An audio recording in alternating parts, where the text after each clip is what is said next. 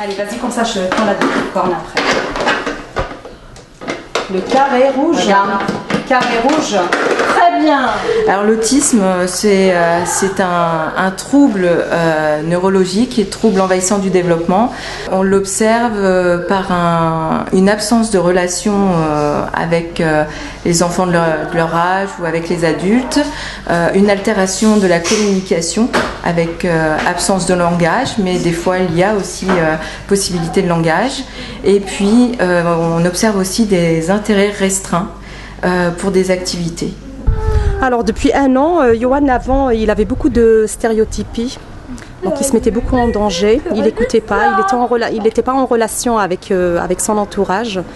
Donc il s'exprimait avec des cris, des pleurs, en se faisant du mal et tout.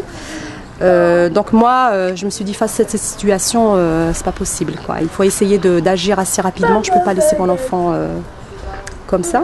Moi, le but de mes interventions, voilà, c'est de travailler les fonctions qui sont les plus déficitaires chez ces enfants. Donc on travaille pour améliorer l'imitation, puisqu'on sait qu'en grande partie les enfants apprennent par imitation. Donc on utilise pas mal de supports, on peut utiliser des images aussi. Principalement, voilà, on utilise ces petites choses-là qui sont bien pratiques pour les enfants qui ne sont pas dans la relation avec les autres.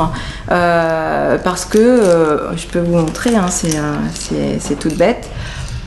Voilà, donc ça attire l'enfant. Il est attiré par ces bulles. Donc c'est un bon moyen de rentrer en relation avec eux, puisque ils voient que de toute façon ils ne peuvent avoir accès à ces bulles que par l'intermédiaire d'une personne. Donc dans un premier temps, on voit qu'ils viennent plus vous voir en vous prenant la main, sans forcément de contact visuel, de façon à demander. Donc pour nous, ça c'est un gros progrès, parce que déjà il va vers la personne et il est en demande. Même s'il n'y a pas le contact visuel, il y a quand même un début de relation. Le but, c'est d'attirer son regard.